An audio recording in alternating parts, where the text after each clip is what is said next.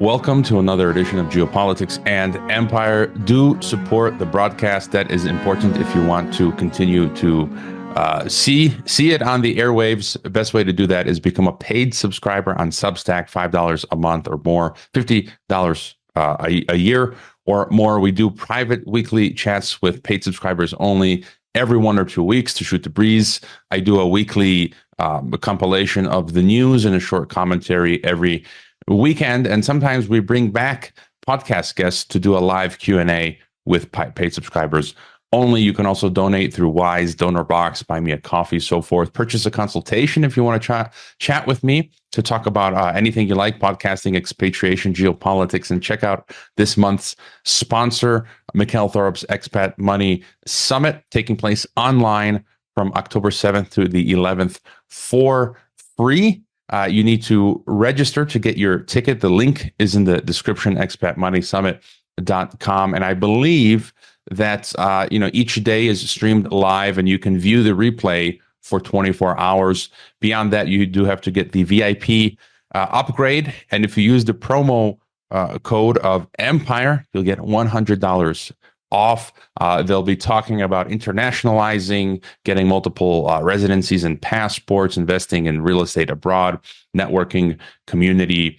Most of the headline speakers have been guests on Geopolitics and Empire, from everyone from Ron Paul to Doug Casey to Scott Horton, Mark Faber, and so forth. And there will be VIP panels. I will be participating in one to talk World War III. Check out my affiliates as well and leave a podcast review on Apple, Spotify, or wherever you listen to Geopolitics and Empire. Joining us is Mike Donio of MikeDonio.substack.com and pages.sciencedefying.com. All of his stuff is links are in the description. Welcome to Geopolitics and Empire, Mike. Thank you. Thank you so much for having me. It's really great to be here.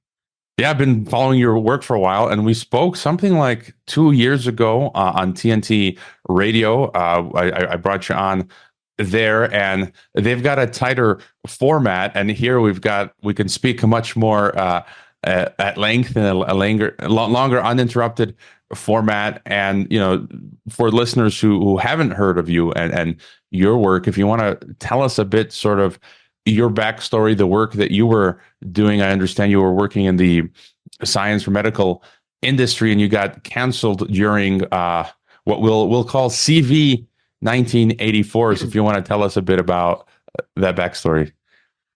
Yeah, sure. So I have been a scientist, a research scientist for more than 20 years. Most of that has been in industry, so pharmaceutical and biotech industries. Most recently, leading up to about, I guess it was the end of September of 2021, I was a senior scientist at a clinical stage biotech company that developed therapeutic antibodies to treat cancer. I helped bring 2 antibodies into clinical trials. And, that was, so again, up until, was this like August or September? And the company, much like the entire industry at that time, had put forth a mandate, if you will, for a certain experimental thing. And I had, as a scientist, I've always been the type that asks a lot of questions, that researches things that I'm not sure about.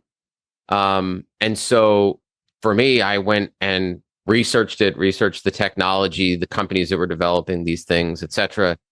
And once I saw what they were, I was shocked at what was going on. But I kind of knew it was something that I needed to try my best to stay away from. And on the other side, I have very strong Christian beliefs. And that was a big part of my decision too. And so I filed the religious exemption, and the company ended up denying that and basically giving me an ultimatum, saying if I didn't do the thing, that they would terminate me. And I obviously held to my ground, and they showed me the door.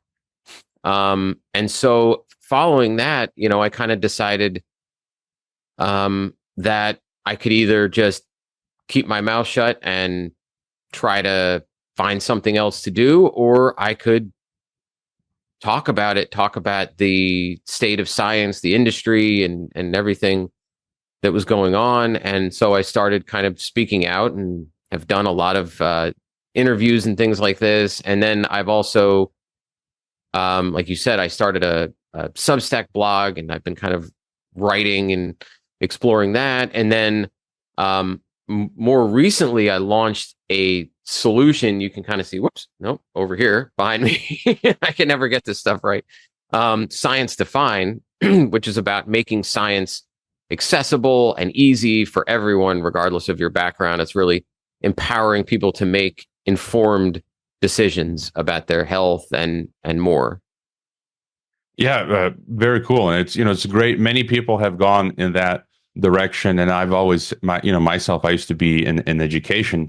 I still consider that I am with the podcast, but I always had this itch of wanting to just speak my mind, speak the truth to power, and I've ended up doing that. For now, we'll see how it goes. I do want to ask you, and feel free to speculate, extrapolate, or however you like, to get sort of your opinion on how you would best explain what was and what is CV 1984, the whole thing, because, and not just from a position in the past, because I think I assume you'd agree that it's an ongoing operation. They talk about bird flu now and monkeypox, and I view many threads that they're trying to hit, what some people call biodigital convergence, a biosecurity state, a totalitarian dystopian social credit system,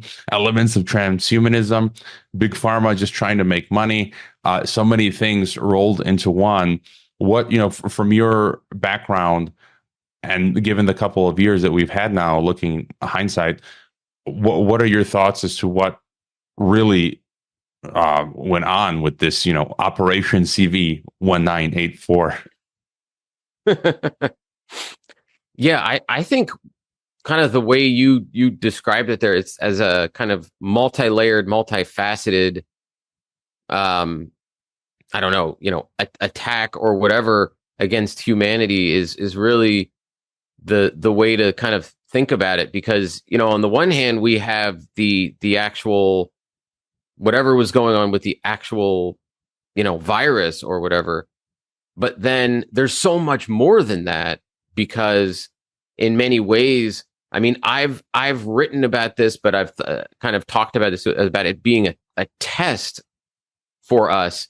And I've written about it from the standpoint of being a test from God, but it's also kind of a test, I think, to see, how we would, as humans in different parts of the world, would react to certain things being implemented on us. Would we give in and just accept what we're being told, or would we challenge it? And, would we kind of, seeing how easy it was to sway public opinion and get people to accept certain things and herd people into different groups and that sort of thing.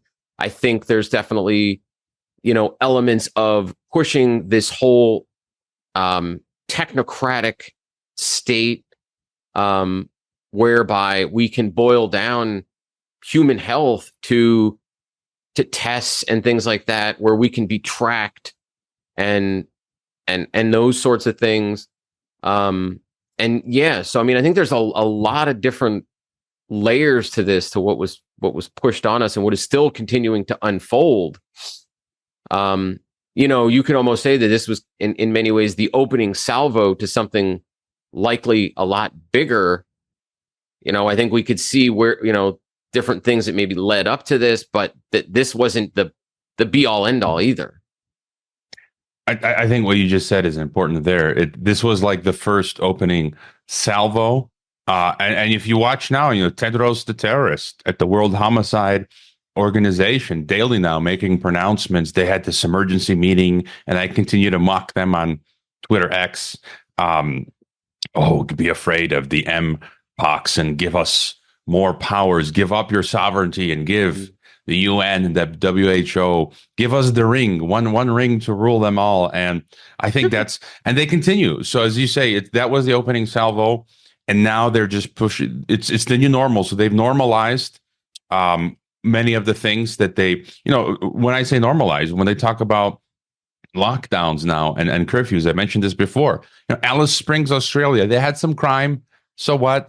Here, left and right in Mexico, we're getting people's heads chopped off daily. It's a fact of life. And they did a snap curfew lockdown in Australia for crime. And then, they do it for climate, the snap curfews now. And so they've sort of, that opening salvo, they created this sort of tacit or flimsy precedent for many of these things: digital passports, QR codes, snap curfews. And then from here on out, I just feel they're going to try again, but even worse. Any other thoughts on, the aspect of population? People say that, the effects of these injectables, the side effects. I think on one hand that it's clear that people are being harmed by them. Any thoughts on that talking point? Yeah, I think there's a pretty overwhelming body of evidence that's increasing every day that suggests that there's been a considerable amount of harm, and in kind of a diverse number of different ways too, that people are being affected. We have to be somewhat careful too, to not just throw everything into that and say that that's causing every problem now that comes up, because I mean, we are, especially in the Western world, in the United States, where I am, we have a massive increase in chronic illness, largely related to our diet and lifestyle, metabolic disorders, et cetera, that are probably being exacerbated by the injectable. But, so you can't just lump everything in, but I think there's a lot of evidence that it's causing an extensive amount of damage. I have friends and family members that have, there's a pretty strong case that they've been affected, or they know people who, again, could make a pretty strong case. I think a lot of people could probably say that if they really thought about it. Yeah, and I was asking you something earlier about the nanotech thing. There's a lot of people talking about this nanotech stuff or nanobots, and I think we sort of agreed where up until now, I've seen a lot of those videos over the past few years, but I've been hesitant. I like to sort of have a more academic approach and not just go off a BitChute video, grainy BitChute videos from some guy I don't know, because there is a lot of this wacky stuff out there, and I just sort of wait for more information to come in, information that comes in a more credible manner. And it wasn't until last week where I finally felt a little more comfortable, where I've been seeing a bigger picture now. There was a study that just came out. Patrick Wood shared it on his newsletter, that they're talking about. Scientists found self-assembling sort of nanotech in these injectables. So this study, I think, is a credible study. It's not it's not an end all be all. But at the same time, a few weeks ago, The Guardian interviewed Ray Kurzweil, right, one of these futurist transhumanists, and he talked about his new sequel to his book in Singularity. And he openly says, this, mainstream media, where he says, we want to merge man with machine. And that's going to happen through the brain-computer interface, BCI, like Musk's Neuralink, and that we're going to do it through molecules or nanobot molecules that will go into the brain. So here we have a mainstream figure talking about how we're going to merge through nanotech, nanomolecules.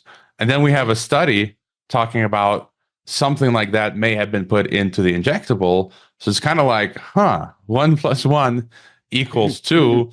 And now we have somewhere, to go further with. And so, that's just one example. So any thoughts on that sort of stuff? Yeah, I mean, I think when you hear that sort of thing from those kind of people, I mean, number one, if they're not going to take any caution to hide their thoughts, we should take them very seriously and at their word. because they're clearly telling us that for a reason, and they're not trying to hide their intentions there. And then I think we can then look for evidence of that, as you're saying.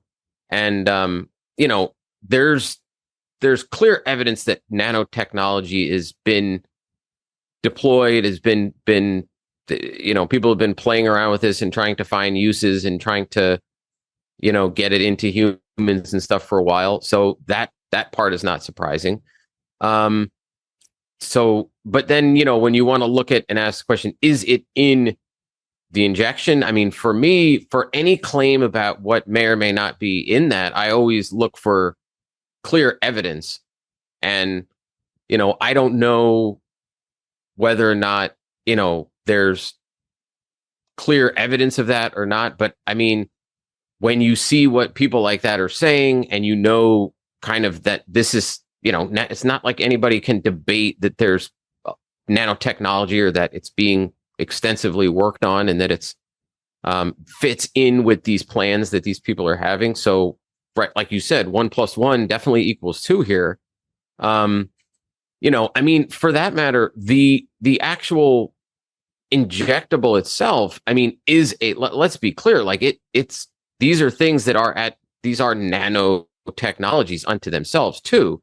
I know what you're talking about, nanobots, but I mean, like, these actual things are nanoscale. They are nanotechnologies. Even a virus is technically a nanoparticle. It's on a nanometer scale in terms of its theoretical size. So, you're talking about things that are on that kind of size and scale. They're already, the actual thing itself is, for all intents and purposes, a biological nano thing. Yeah, and so what do you think then, big pharma? Because I think that's part of the work you're doing with Science Defined. Where do you think big pharma, the medical industrial complex, and so forth, the WHO, a lot of people have written about this sort of network of the Gates, Bill Gates, Melinda Gates Foundation, Wellcome Trust, this whole crazy network. Where do you think they want to take us right now? What are they doing? Because I think a lot of people have woken up finally to the medical industrial complex, and people such as yourself are now pointing out the corruption, and it's basically they just want to put you on drugs, keep you sick, when staying healthy is relatively simple. Just stay away from them. Stay away from most conventional doctors, unless you break a limb or something. This is not medical advice, but like you said, diet, exercise, sun, no stress, that sort of stuff.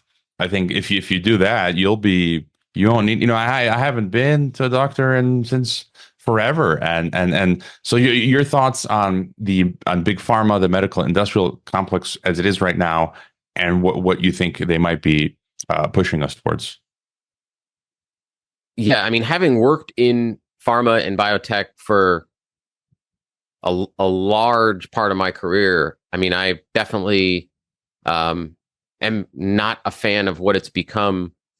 And I think, especially with biotech, because that's kind of where you really get a view of what the emerging technologies and things that are coming into the industry. You can look at where all the funding is going, and that will kind of tell you what's hot or what's coming up.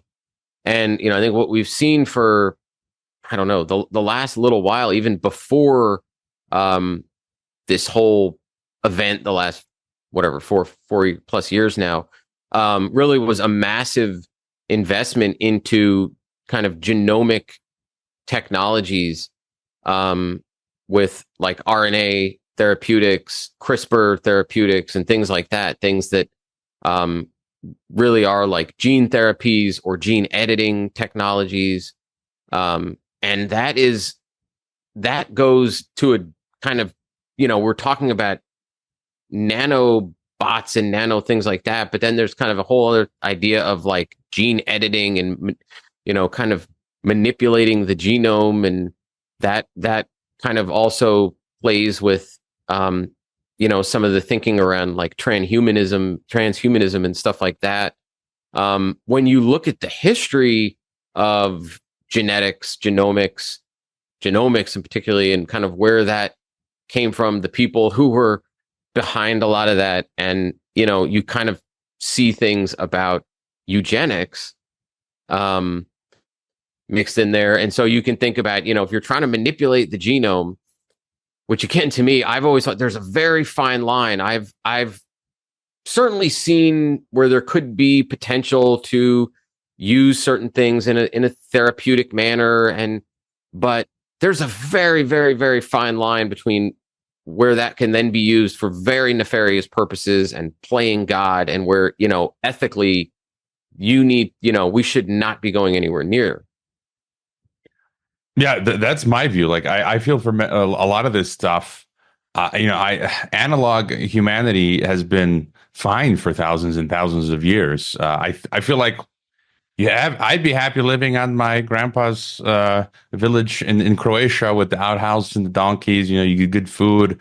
You have friends and family. It's just like you work and all that. You have a mission, whatever that is in life, a passion. But I feel like we've crossed the Rubicon into anti-human territory when it comes with to a lot of these technologies. Like, you're messing with the DNA. I mean, this is something that is implied even in the Old Testament, like in the book of Genesis, right? And the talk of Nephilim, or fallen angels mating. They were doing. It's assumed. We don't have too many details, but some stuff like that was going on. So it's really Jekyll. What's that movie about the island of Dr. Moreau, or some sort of Frankenstein like a laboratory that we find ourselves in. So. So do you think from here on out they're just going to keep doubling down and tripling down? And what do people do to stay healthy in this environment? Just say no to whatever they're offering us. Yeah, I mean, if you look at, again, where the money is flowing in biotech, you look at the pipelines of a lot of these companies. I mean, because there's certainly a component of it that's about making money and profits, and I mean, and specifically with respect to the technologies that were used for these injectable things, an argument can be made that the companies that were developing them, I mean, were at a point where if they didn't show proof of concept, the whole thing was going to fall apart. And there was already an enormous amount of money that had been invested in it. And so it was kind of like too big to fail kind of situation. Like, we need to find a way to, and so, boom, certainly a way was created to create a massive market in whatever, passive or otherwise. And but now we see that since that has happened and it's been presented to the public as a success, whether you believe that or not, clearly I think we're asking a lot of questions about it. But it's been presented as a success, which then paves the way for more and more and more of it. And there's a ton of these things in pipelines of companies and different types of other genomic therapeutic technologies and things. CRISPR is another one, that are in pipelines and that are coming out. So I don't think I think this was, in that respect too, this was only the beginning of a massive wave of these things that's going to be pushed forward, unleashed, whatever you want to say, onto us. And I mean, I think people need to make decisions for themselves. I'm not trying to force my opinions on people, but from what I understand about these technologies, I don't think there's a good reason to be putting this kind of stuff in your body. I think there are plenty of ways that we have at our disposal to manage our health.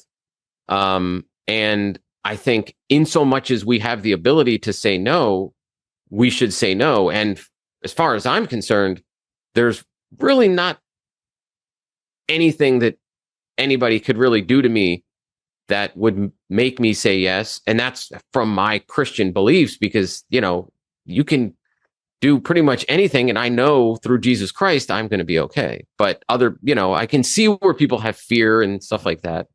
So it's definitely, it's going to be I think it's going to get trickier and trickier. I go look back to the film I saw many years ago with Ethan Hawke, Gwyneth Paltrow, I think Gattaca, where they live in this sort of two-tier society where you've got humans that are organic, analog sort of, as I call it, or organic humans, non-GMO, and then you've got this other class who've, I forget the details in the film, but basically they're modified, they're GMO humans, they're, they've probably gene edited themselves, and they're screened so they can participate in society, but the savages, the analog humans, can't. They're like the street cleaners and that sort of thing. And I feel like what you just described, like that's where they're going. And as you mentioned, they want to, like, it's all encompassing. Their vision is to make it all encompassing in society, because you're talking about the platform, right? mRNA, all that, for whatever virus of the week, right? CV, bird flu, monkeypox. And now they're talking about for cancer, right? They said there was a cancer scare with, I think, King Charles. And so they've got one for cancer. Then they're going to have one for this and for that. And basically for any ailment you have, it's just inject yourself with this mysterious, trust us. It's like some guy on the street coming up to your kids and like, here, have some candy. I'm like, no, and I like the case that people like RFK Jr. and others have made in the past. And I know that's going to trigger some people. I shared a song from Nick Cave yesterday on my Telegram channel, and someone was like, post a comment, he's for World Economic Forum and this and that. And I'm like, look, he makes good music. Are we really going to go through everyone's CV and find some piece of dirt? I'm sure for many listeners, we'll find dirt on you. So I really don't like. I like to give people some grace and okay, chill out. And so same thing with RFK Jr. People will be triggered. Well, he's pro-Zionist or that. I'm like, I get it. Let's put that aside. But he's done other good work. And he was, I'm forgetting my point now. He was saying basically, because he sued a lot of these big pharma, and he said that they knew that their drugs were killing a mass of people, and they continued to sell them until people like him sued them in court. They had to stop selling the drugs. They had to pay a fine, which for them was just a slap on the wrist. But the point was, these same big pharma companies that are selling this all to us now, they're murderers. They're homicidal maniacs, and that's proven in a court of law. So it's like, why would you trust, these serial killers in these companies? And so, and just on your thought on the COVID test, I really like that article because that's actually how I felt intuitively. I didn't have the chance to quit or be forced to quit my job. I was in Kazakhstan at the time, and it was, I remember, March 2020. And we were going to go for the spring break, fly back home.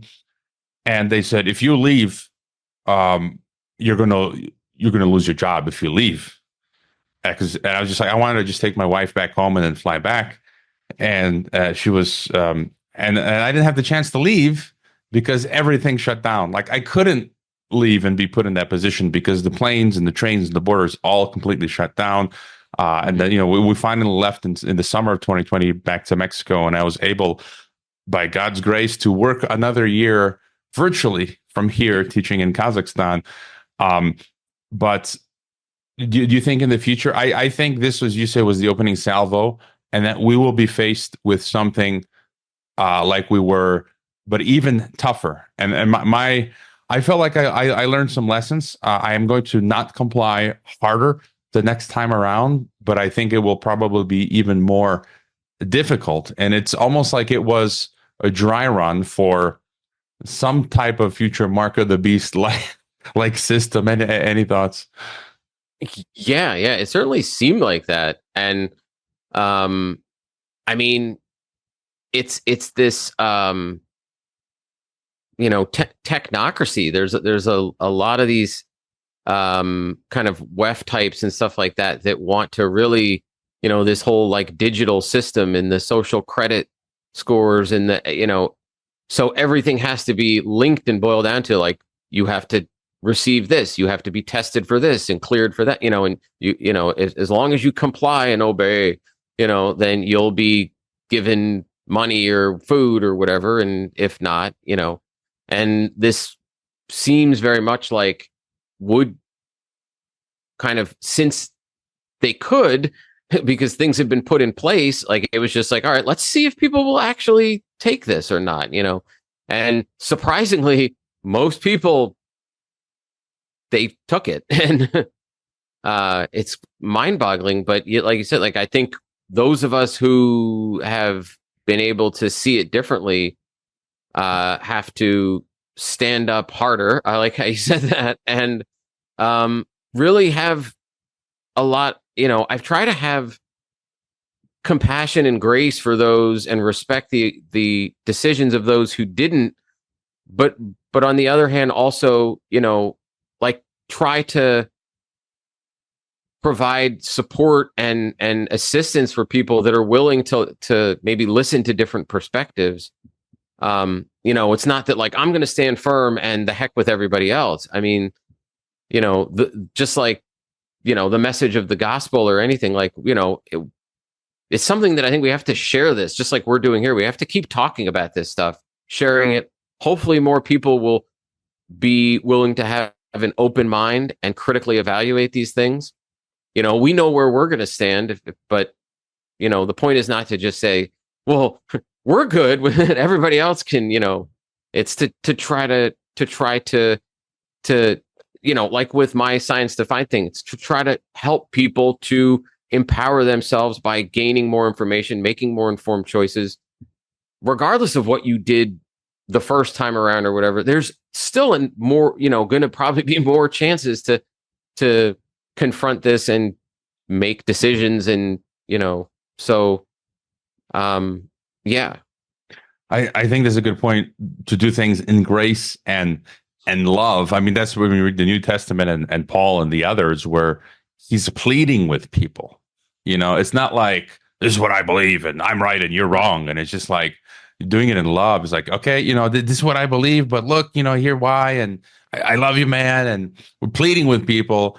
And I do have to say that, I made some mistakes, probably all of us, when it comes in personal relationships during CV 1984, where sometimes I was a little aggressive, and that turned people, certain friends or acquaintances away. But you learn that lesson for the future, as you say.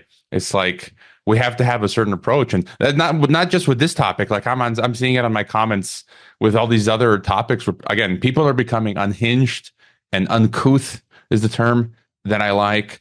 And I like to be, let's be kind to each other. We have different views. Let's not be, unhinged and vile. And so we have to refine our approaches on many of these topics going forward. Do you have any thoughts on other aspects of, because, this is a bigger agenda. Clearly, people talk about the Great Reset.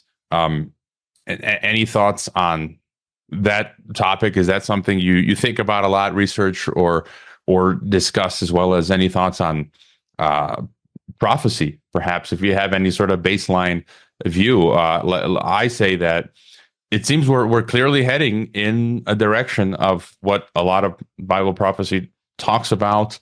I've got different scenarios where, the 2030s could be the end. But it's not like I'm going to be living, I'm thinking of having another baby, even if that is the case, so it's not like I'm going to be in some bunker holed up waiting for 2030, which we've seen all the times in the past with a lot of groups. They've always been wrong. But, I entertain that the 2030s could very well be an end. And if not, I just feel like we're on this trajectory towards this global totalitarian state. And you see the things happening in Israel with, like, they want to build a third Temple Mount. And so just so many things that are like out there. It feels like we're getting close, but and then what we've been talking about, this sort of control system. So any thoughts on the Great Reset and prophecy?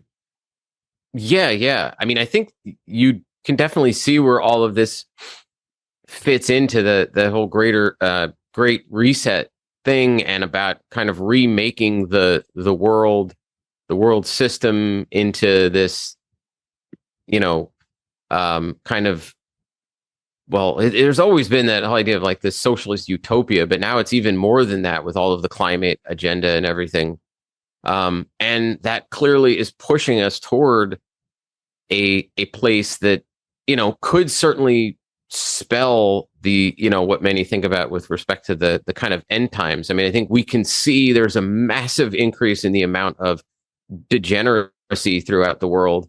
The quote unquote cup of iniquity is certainly coming close to overfilling to the point where, you know, could that usher in certain things? I mean, the way I look at it is this world is always fading away. It's dying. We're looking toward the coming of Christ again to remake it all. And so it's never about, well, trying to preserve this world. And I don't know that there is any way to accurately predict when that time is going to come. So we should always be ready for that. And, you know, and that means different things for different people. For me, it means to, you know, strive to put a lot of my energy into knowing and following the Lord Jesus Christ. But I mean, because that's what I think really is the focal point of everything. But you know, we're certainly seeing just a growing amount of like division and just, like you said, unhinged attitudes. Like, you can't disagree. You can't. There is no. We're having obviously you've probably heard, a big presidential election this year in the United States, and you know, there's a lot of talk on both sides about unity, but yet at the same time, when you actually look at things on the ground, is there really truly anybody that's actually trying to unify anything? I don't really believe so. And I mean, any attempt at that just is, you know, there's just more venom and just hate that's coming out. And you're like, how are you possibly going to get anybody to unify? It's just more and more division and degeneracy. And I mean, if you look at actually somebody brought up, or I read somewhere that, like, I think it's in one of Paul's, I think First Timothy or something, where there's kind of like, when these times are coming, that you see men will drift towards, you know, there's this like list of all of these things, debauchery and you know, and thinking for their own selves and their own, you know, there's this whole list of things, and it's like, whoa, yeah, that's really kind of where we are in this time. We're seeing just these powerful images of degeneracy, and of people just kind of giving over to the flesh and carnality, and if that is speaking towards us inching closer and closer to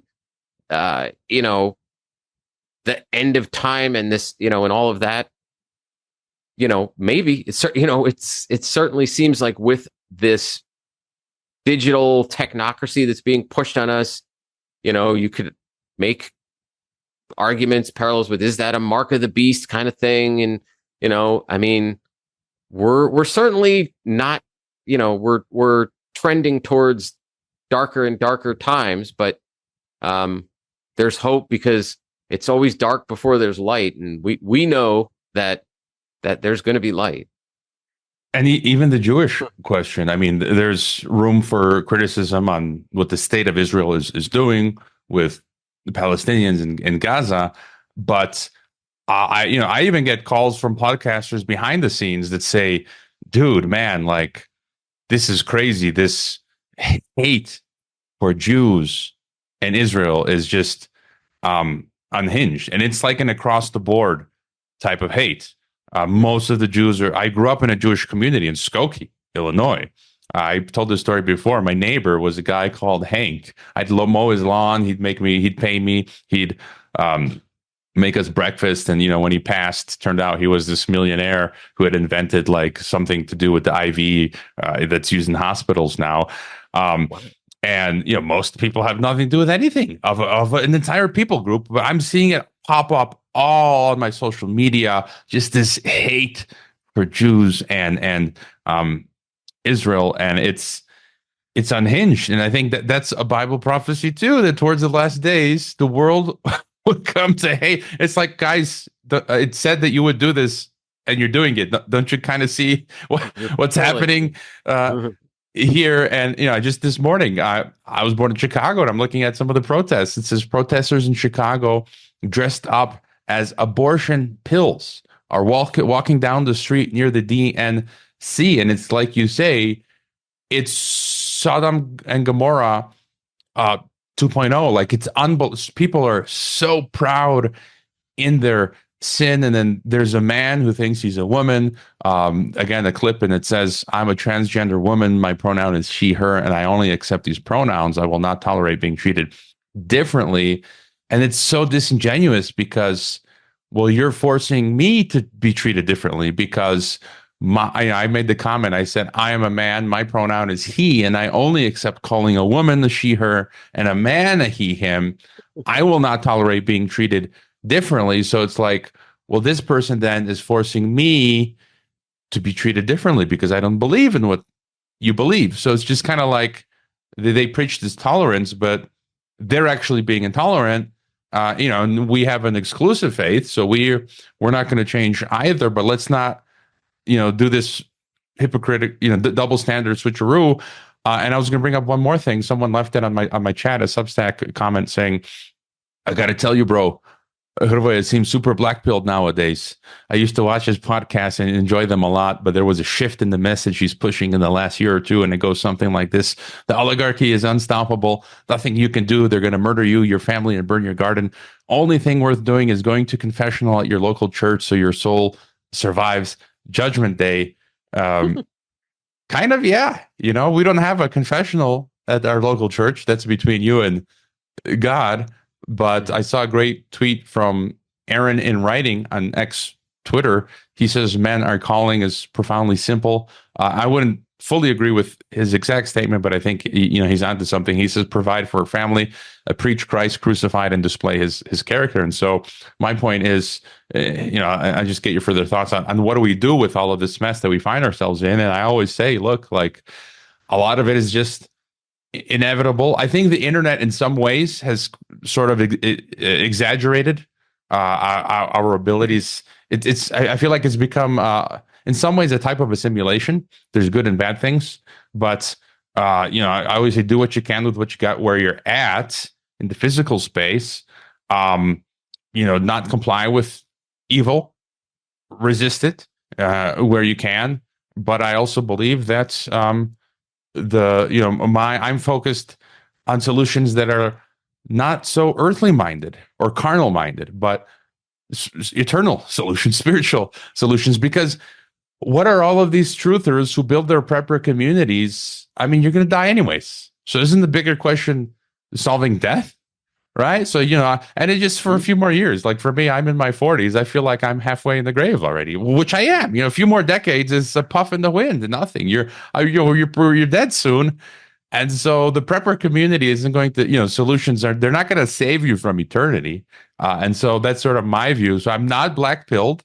Well, I say, it's complicated. I don't even want to talk about the pills anymore, but it's just, I've explained it before, and I don't want to keep people either are disingenuous or they don't do their homework. But I say I'm joyous, and I have a joyous, chipper disposition every day. So how is that black-pilled? But anyways, Mike, thoughts on that, as well as things you think people sort of can do when it comes to some of the things that we've outlined. Right. Yeah. So let's see.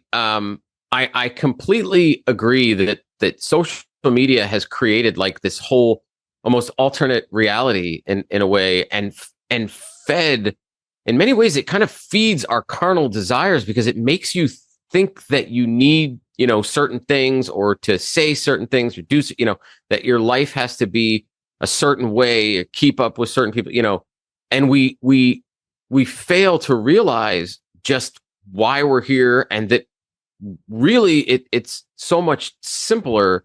We spend our whole lives agonizing over careers and things and making lots of money so that we can have all of this stuff, store up all these treasures on earth, as you were saying. And when the reality is we turn our heads and we're on, our life goes by so fast. I mean, I feel like I was just in my teens or 20s and I turned my head and bam, I'm 45.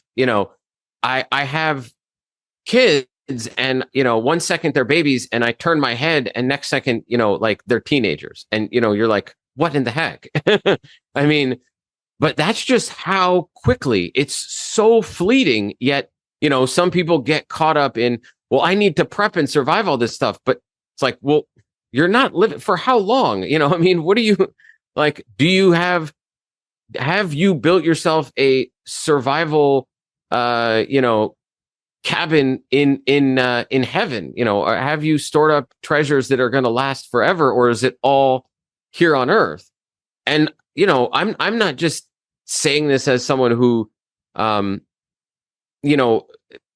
like because I'm better or I know this. I used to be, when I was in the pharmaceutical industry and stuff like that, I got sucked into that. It's a very soul-sucking place. And I originally went into it naively wanting to try to help people and, to try to do something to glorify God. But I got pulled into it and it became about, making something for myself, making more money, climbing that career ladder, getting into positions of power and authority and all of the worldly things that we can so easily get sucked into. And I lost sight of the other things. And so, I very much view my being forced out of that as kind of a calling. And and I've written about this as it being a test from God. It's, are you willing to give that up if you need to? Or are you is it something that you possess so much that, that, and in that case, that God will not be able to have anything of you because you so possess these worldly things. And I realized that like this was a choice that if I had to have done it voluntarily, I don't know that I could have because I was so invested in that lifestyle in that world. But now that I'm outside of it, I just see things so differently. And the whole thing about like what we're doing here and how we live, and that really, meeting our basic needs is something that God actually really can supply us if we have faith in him and we don't live our lives for earthly things. I realized, so shortly before COVID in 2018, I lost my dad to pancreatic cancer. And I wrote about this recently too, about kind of storing up treasures, that whole thing. And I realized because he passed pretty quickly after being diagnosed that, pancreatic cancer is really nasty.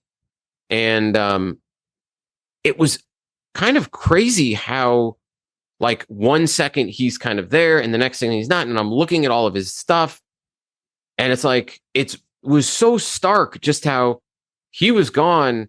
But all these things, his whole life, like, quote unquote, that was here was still here.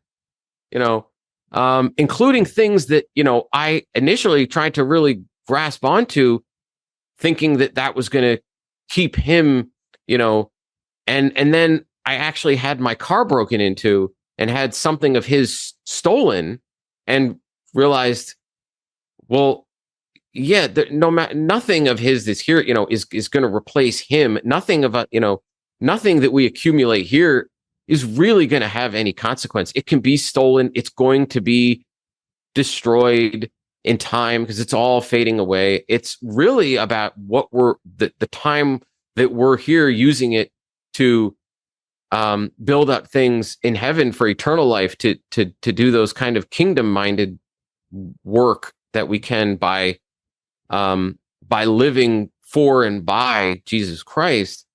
And that's kind of where I've refocused my life throughout all this, as I've walked this path that kind of started with my dad passing, and kind of refocusing on God and on Jesus Christ, and then that kind of giving me the strength and faith to make the decision I did, and then being pushed out of where I was, and now kind of embracing this new path. Yeah, and even I am in some ways slightly refocusing the direction of the podcast in that direction, and that made me think of minimalism. I've talked about how since I was a teen, I just intuitively I love minimalism because I view that as a biblical principle, and I know beyond that, there's a secular minimalist movement which is great too. But it just made me think of what you're doing. I never thought about it, but in some way, minimalism is also like preparing for death, because as you get older, you wind down the amount of things you have, because anyways, they're going to be fall apart over time. Return to dust. A lot of this stuff. I've got a external hard disk. Those don't last very long. The table, the desk that I'm using, at some point it'll just collapse. Because things decay and disintegrate. And even this debate of having digital Kindle ebooks or physical books. Even with, I was having a dinner with the pastor and some of the folks from the church the other day, and we were talking about this, and I said, "Oh, I'll get that book on Kindle." And they're like, "No, you gotta get the physical book because Amazon might delete it." They've done that before with or Orwellian style. And I'm thinking, well, Kindle is cheaper. I get it instant. Some books I might get physical, but and I'm thinking even the people in the church is like, guys, you don't have that mentality. Like, we're going to be dead soon. Like, and how many books do you really revisit a second or third time? I generally don't. So when I read it once, whatever sticks in my brain sticks in my brain, and I might as well just read the Kindle because there's just so much info, and I'll read it once and it's there and I move on. I don't need really to have the physical sticking around again, unless it's a certain book that you're into. And so even I'm like, guys, we're going to be dead. What do I need these physical books hanging around? And Sterling Hayden, an example of someone who wasn't Christian. He was in the film Dr. Strangelove, the guy who wanted to start World War III in Dr. Strangelove, and he was in The Godfather. And he had at his reach fame and fortune, and his book. I read it when it was on the shelf. When I was in Peace Corps Mongolia, it was on the volunteers bookshelf.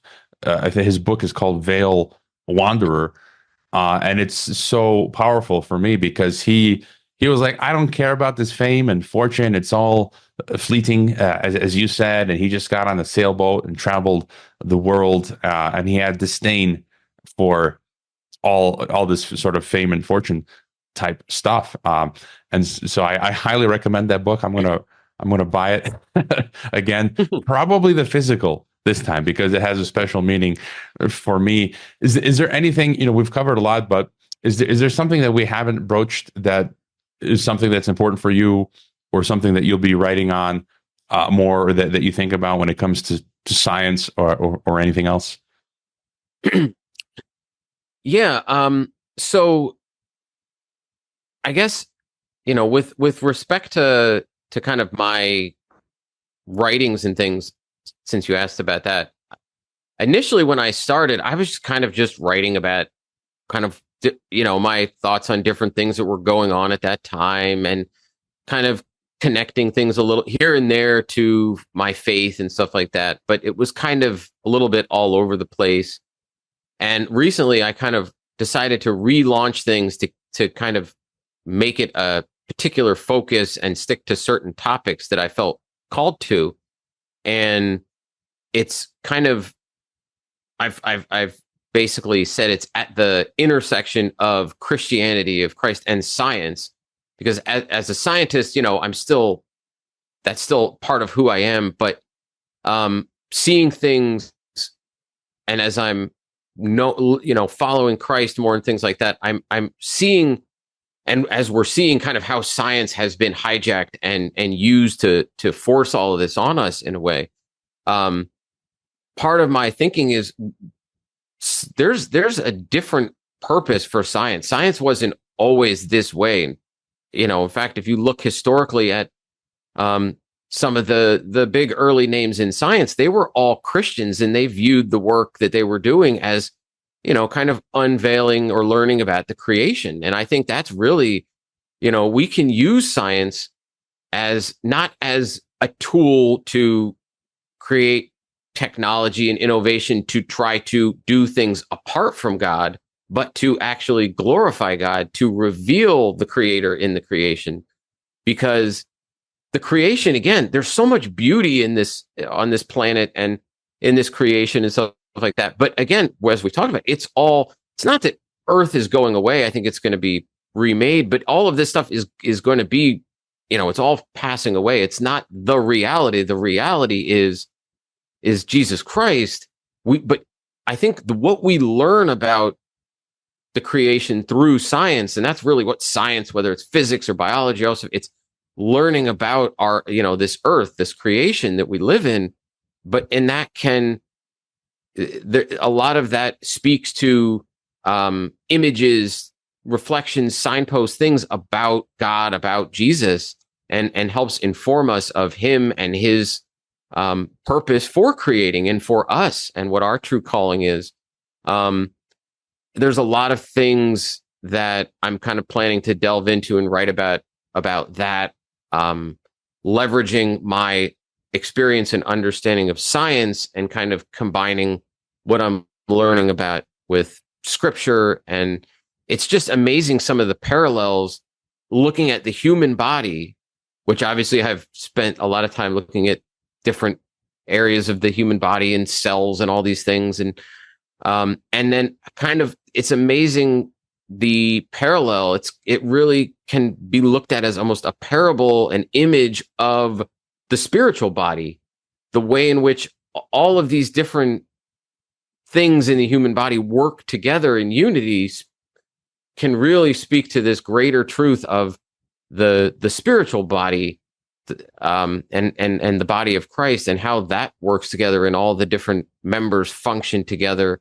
So there's a lot of things like that that I want to explore. And then of course there's this over here science defined thing that I'm working on to try to bring science and help empower people to learn science and to hopefully make informed decisions and be able to have greater confidence in being able to find resources they can trust in that are credible and use those to stand up and push back and ask questions and not feel like, so many people were made to feel like, well, because they weren't an expert or a doctor or this or that, they couldn't ask questions. They had to trust the experts, trust the science, that it couldn't be questioned, that it was settled science, right? That science could be something that was settled, which is absurd. All this stuff. It's accessible to everyone, or at least it should be, and I want to make it so it's more accessible. And because I think that will help people, because like we said, this is not going anywhere, and we're going to be continued to be tested. Yeah, and I taught history previously, and people seem to ignore this today when they sort of juxtapose science against Christianity, and it's just like, what do you mean? A lot of the back in the day, a lot of the scientists were either Christians or they believed in a creator, God, and it's just like, what are you talking about? There's no friction there. There shouldn't be. And I just thought about, I love ministries like Answers in Genesis, Ken Ham, and you look how in science and technology creation, a lot of it mimics creation. Planes mimic birds in many ways, and so on and so forth. And and any final thought? I do also want to add this. Given what we did talk about, that our focus is more less on earthly solutions, but I also think it's not a bad idea. It's a good idea to have a farm, something like that, where you can be as independent as possible. And to have food, water, to your blog Substack called Still in the Storm to weather as much of whatever storm is coming. So it's definitely not a bad thing to be like that. And so I'm trying to work towards that. And so, but my point is not to get too focused on that, to have a balance, because you'll go crazy if you're locked up in the bunker. You have to enjoy life, live in the real world. And so I'm kind of like try to have the best of both worlds. So any final thought then for us? Yeah. I mean, I would say, I guess, largely two things. One, I think a lot of what happened and has continues to happen is to try to push people into a place where they are making decisions and things out of fear, out of anxiety. A big part of my still in the storm and finding your still, and there's one of my favorite verses is "Be still and know that I am God" in the Psalms. It's about finding a way to just still yourself and not make decisions out of they want us to make decisions out of fear, out of anxiety, to just sure, okay, I'll do whatever you say. We are much stronger when we take a step back and quiet ourselves and quiet the and push back from that. And so finding a way to not get sucked into the fear can go a long way. And then like you're saying, I think we have to find ways too to be a lot more resourceful. I was watching something and saying to my wife recently, like, man, it's amazing how over the, just a couple generations, we went from people who were able to go out into the wilderness or whatever and to be able to fend for ourselves and even like build a house and and hunt or fish or farm or whatever. We just knew how to do this stuff. You could throw anyone, I could throw myself at a mill, we would be lost. And it's like, but yet we feel like we're so, and we are, I mean, in many ways in the United States, we are the wealthiest people in the world. Even a lot of the lower income people, if you own a car or whatever, like compared to many other countries in the world, but yet in terms of knowledge and information and thinking like, can we really survive? Can we, obviously we've talked about surviving, and building things, for eternal life, but let's say we had to do something to survive here for a little bit. I mean, I think there's many people that, couldn't survive in times of need. I mean, we're in a time of abundance and most people just, we can't survive in that. The Apostle Paul talks about learning to survive. I learned to survive in times of need and in times of abundance. We've got neither right now. And that's something that if we could get a handle on that, I think that would go a long way too. Yeah, I've got friends here who over the weekends, they've got their weekend home or sort of like farm-like place, and they go and, they have their day job, but then in the weekend they're actually personally brick by brick building their home. And yeah, those are skills that are important to have. I recently interviewed Riley Wagaman, who's out on the outskirts of Moscow, and he's living in a sort of like a small farm community. And he said, like, I don't know any of this. I'm learning so much. But the thing is that it doesn't matter that you don't know, that you just start, and he's learning it. And, probably, and he knows a lot already. And in some months, in some years, I could hire him to build a home or something. And so great chat, Mike. Your links are in the description. Where are the best, if you want to just let us know the best places to go to find you, to follow you, if you've got any products or services or projects? Yeah. So, on social media, on Twitter, X, whatever we're calling it these days, at Mike Donio and at Science Defined. I think I also have an at Still in the Storm there too. But then the other thing is the Substack, MikeDonio.substack.com. That's my Still in the Storm thing. And then ScienceDefined.com is the website for Science Defined. I'm working on a free email course that I'm going to be releasing soon. It's going to be a 7-day challenge to reading scientific papers.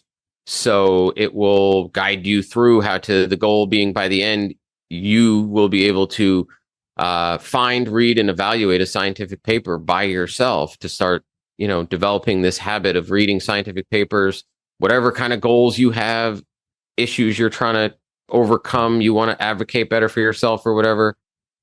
This will hopefully go a long way to start helping people to make science more accessible, along with some other things that I've already kind of rolled out and am working on with Science Defined. I don't have anything yet that's like a paid product or service, but I'm hoping to have some different courses and things like that coming up soon. I don't think the Center for Disease Creation or World Homicide Organization are going to be pleased with your teaching people how to read papers. But anyways, Mike, thank you for the chat and the work that you're doing, and thanks for being on Geopolitics and Empire. Yeah, thank you. I really appreciate it.